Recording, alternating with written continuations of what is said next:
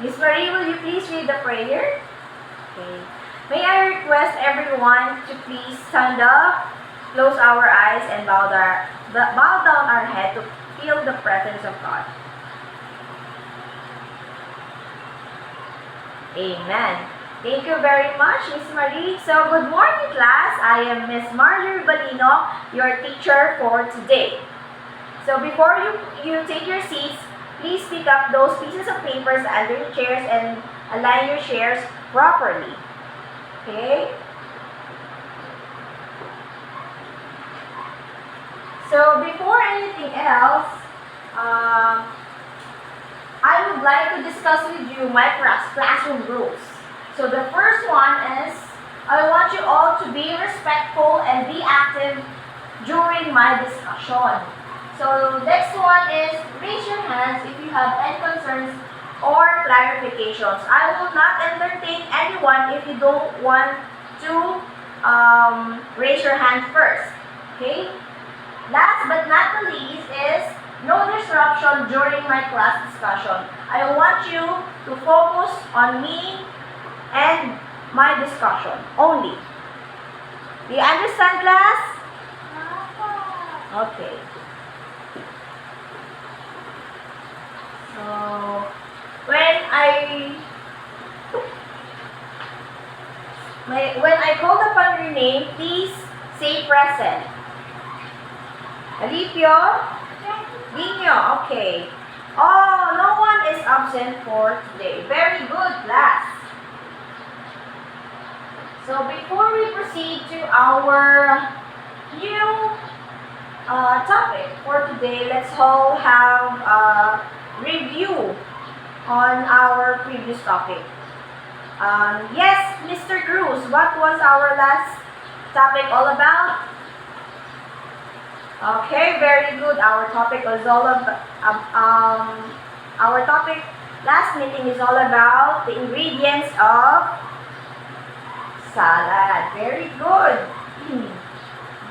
Okay, will you enumerate some ingredients of green salad, Miss Rivera? Okay, very good. Okay. How about the ingredients of chicken salad? Miss Erica? Okay, very good. Okay. So, before we proceed to our new topic, let's hold up a short game. And it's called Guess What's Inside the Box. Okay? All you have to do is pass the goggles, these goggles, while the song is playing, and when the music stops, the one who is holding these pretty goggles will wear it and get an object here inside this box. Okay? You understand, class? Yes, ma'am. Okay, let's start.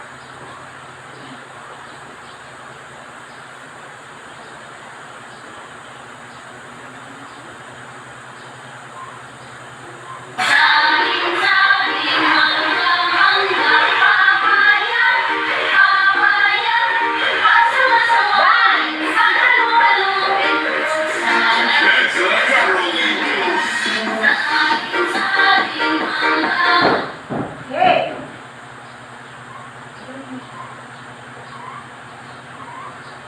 Okay.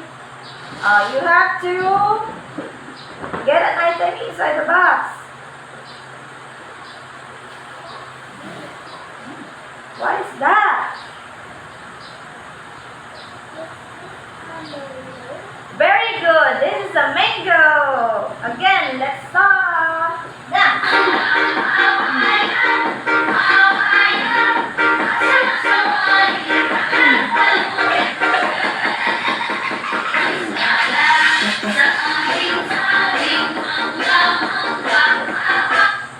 Oh, again.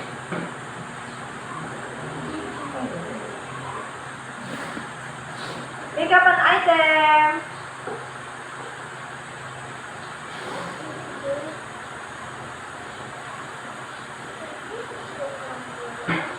Yes, Okay, next one.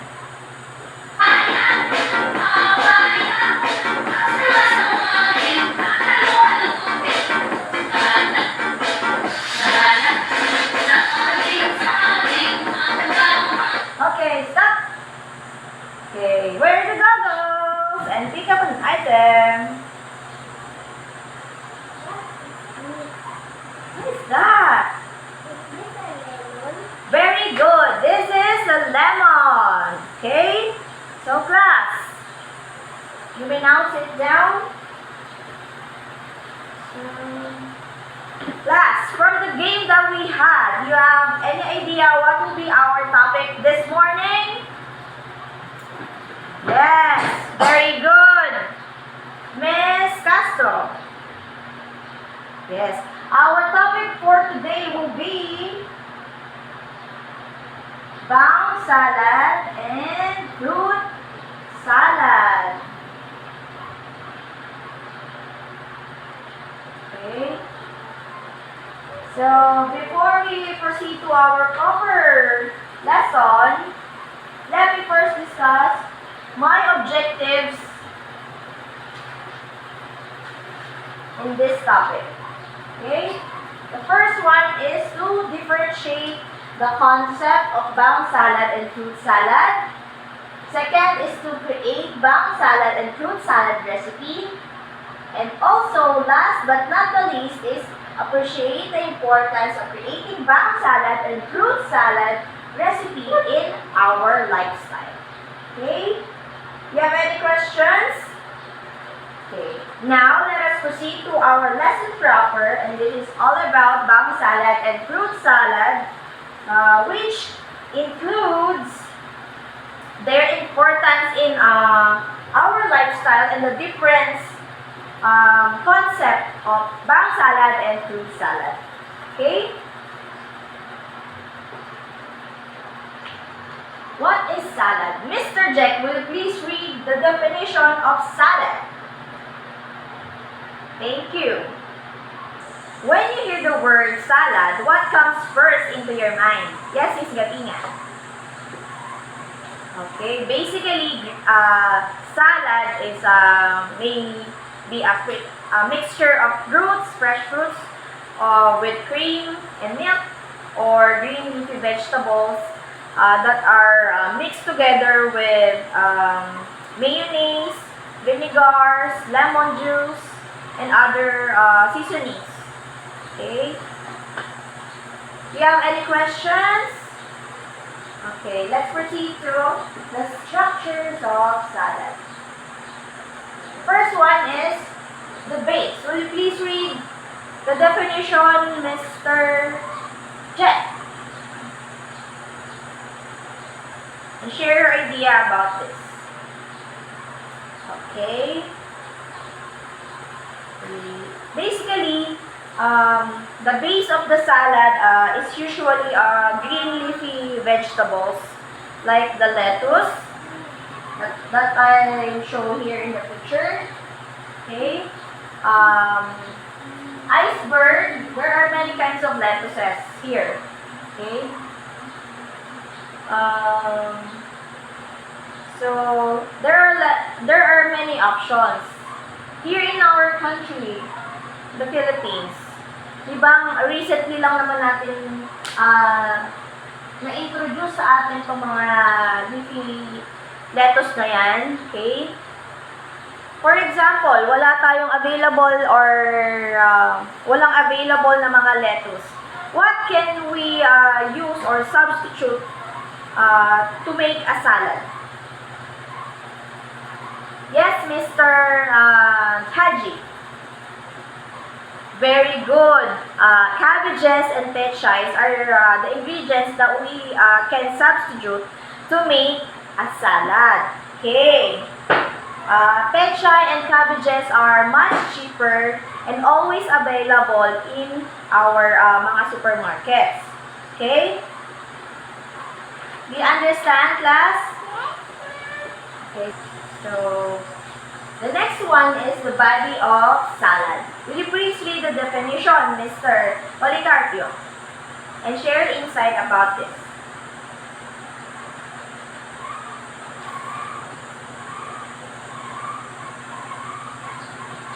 Very good. Okay? The body of the salad is the heart of the salad. Ito yung pinakapuso ng ating salad na gagawin. So, we have to consider the taste and the ingredients that we will use to make that. Because kailangan nagko-complements ang mga ingredients natin with one another. Okay? Okay. Next class. Will you please read the third one? Miss Lucky.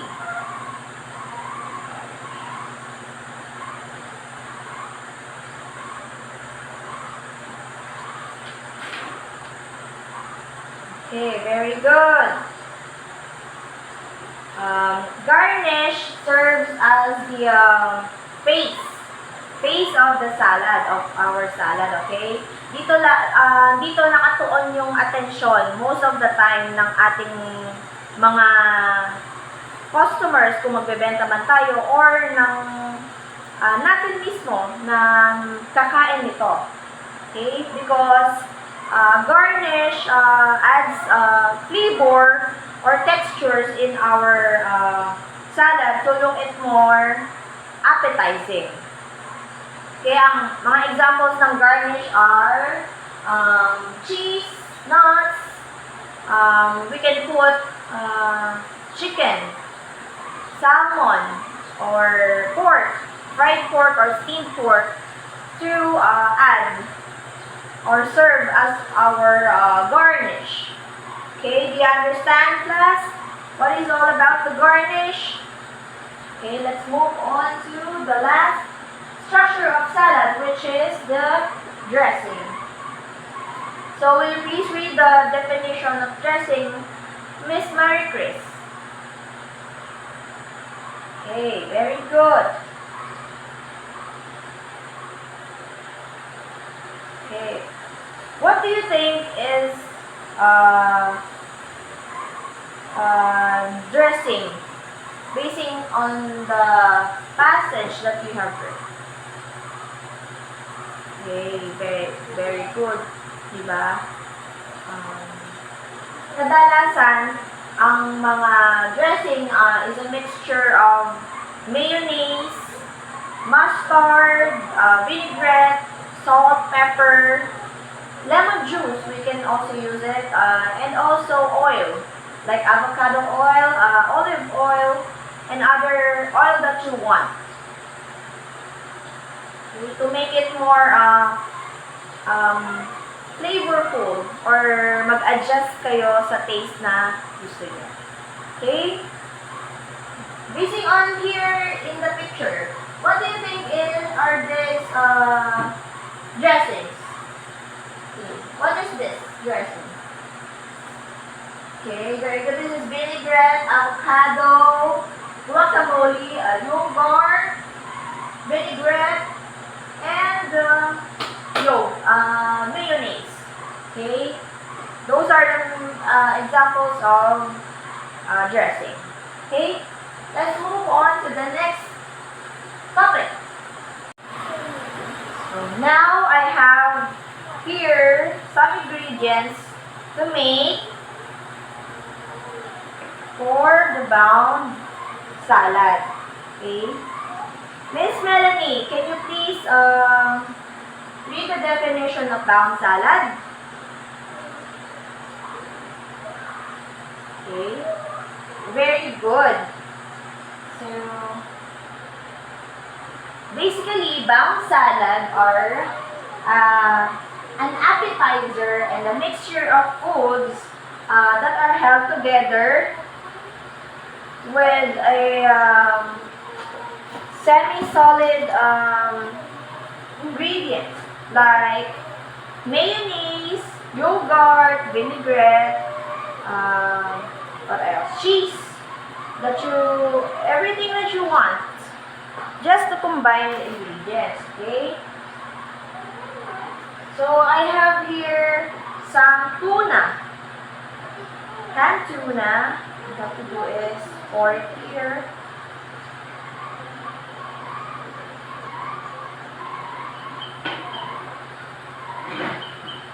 onion,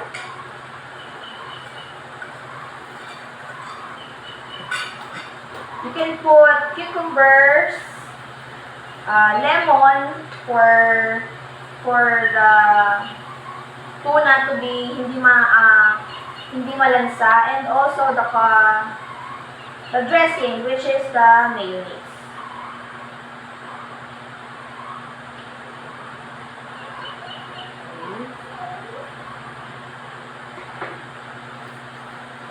All you have to do is mix it all together.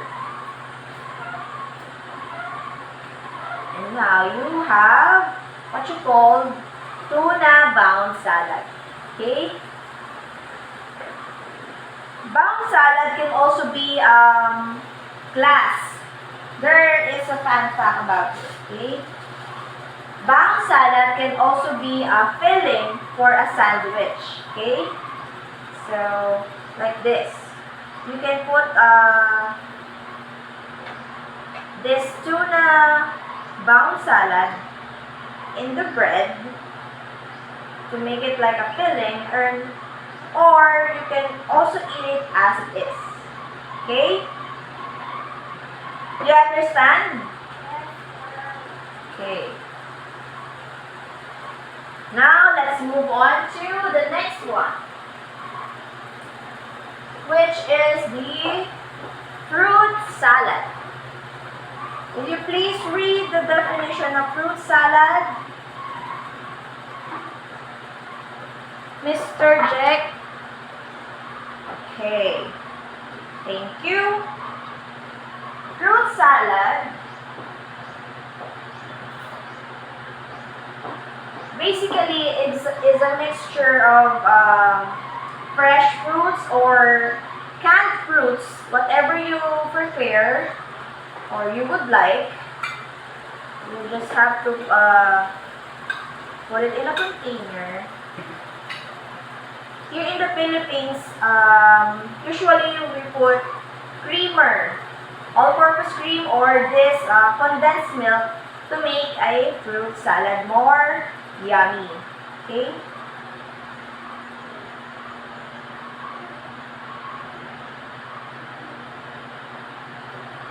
You can put all different kinds of fruits that you prefer.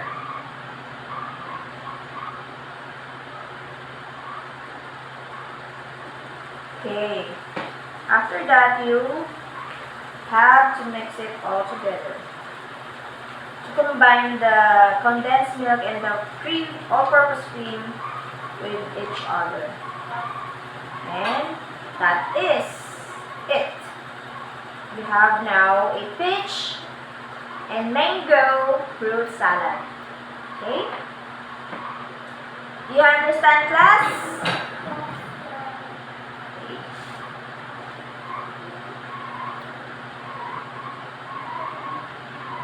Diba?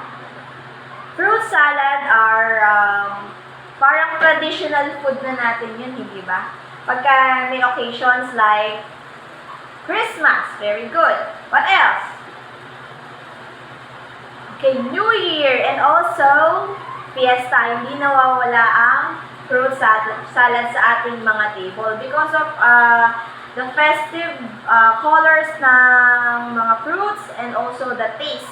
Diba? We Filipinos love fruit salad. Okay?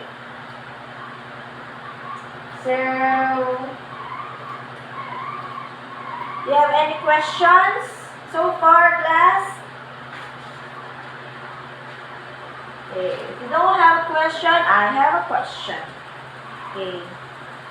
For you, class, what is the difference between bound salad and fruit salad, basing on the discussion that I told you a while ago? Okay? Okay, very good. Bound salad is an appetizer. Okay? While the fruit salad is a dessert. Okay, very good. What else, Miss Lapus? Okay. Very good. Their ingredients as itself. So, diba? Bound salad can either have vegetables. Pero okay lang din namang wala.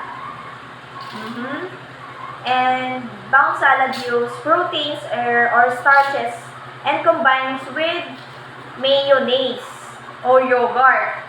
Okay? And serve as an appetizer. While naman yung fruit salad serves as a dessert for us. Okay? Pero hindi naman siya maging filling ng bread, but ibang ano na siya, ibang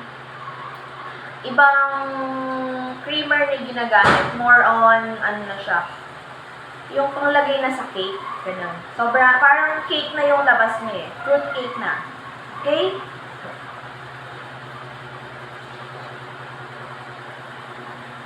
Okay. I have another question. This is for Marie. Miss Marie. Okay.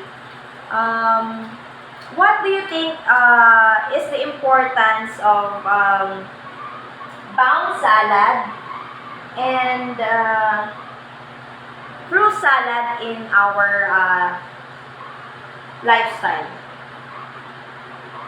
What do you think is the importance of creating a recipe of bound salad and fruit salad in our lifestyle? Yes, Miss Marie.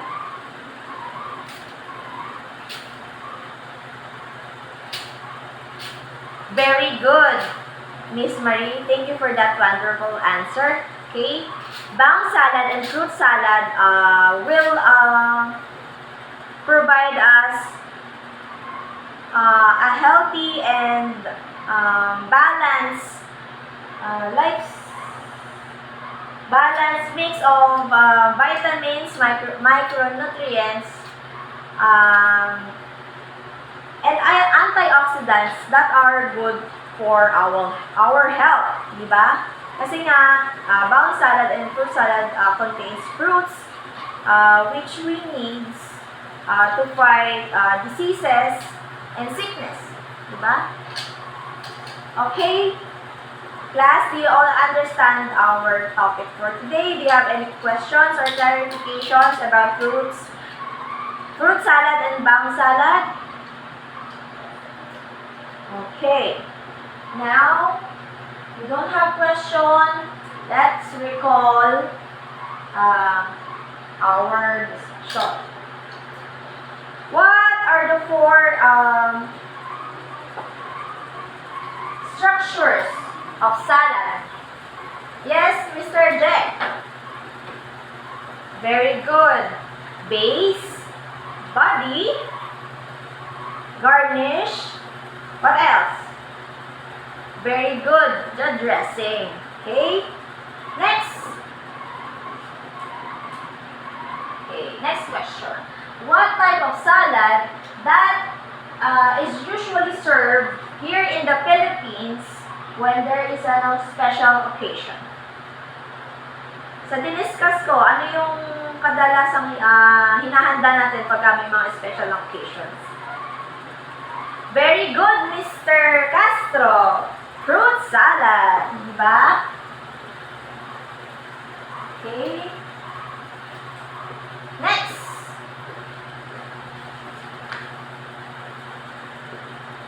It seems that you all understand our topic for today. So let's proceed to our activity. So all you have to do is di ba pinagdala ko yun ng mga ingredients ng mga paborito nyo to make the bound salad and fruit salad, okay? All you have to do is prepare your bound salad and fruit salad recipe, okay? You only have 10 minutes to do that, okay? And this is the rubrics that I will be giving for the grades. Okay? 50% is the taste, appearance is 30%, originality is 20%. Okay? Kailangan masarap siya. Also, maganda siyang tignan or appetizing siyang tignan or appealing sa eyes. na ko, and also originality. Hindi kayo nanggaya lang, kailangan andun pa rin yung concept ng sarili nyong recipe. Okay? Are you done, class? Okay. Let's proceed to our quiz. There are two parts of quiz here. The first part is 1 point each. And all you have to do is identify the following salad ingredients according to its structure. Use the options in the box below. So, all you have to do is write the structure where these ingredients belong. Okay? Now, do you understand? Do you have any question? Okay. Are you done, class, for the first part? Okay, let's proceed to the second part, which is an essay type. All you have to do is write the differences of bound salad and fruit salad that we discussed earlier. Okay, for 5 points each. This is the rubrics for the essay. So, the content is 50%, justification is 30%, cleanliness and originality is for 20%. With a total of 100%. Okay? Are you done, class? Okay. Now, let us proceed to your assignment. So, all you have to do is research about the other kind of salad. Hindi ba nag-discuss, ang dalawa yung discuss natin kind of salad, which is the bound and fruit salad. So, marami kasing variations ng salad okay? So, all you have to do is research about the other kind of salad. So, in a clean sheet of paper, write at least 5 similarities and differences with one another. Okay? The rubrics for your assignment will be content, 50% justification, 30%, and last for cleanliness and originality is 20%. Okay? Do you have any questions, clarifications, or concerns about your assignment, class? Okay, I hope you learned a lot today. If you don't have any questions, clarifications, that is all for today. Class dismissed.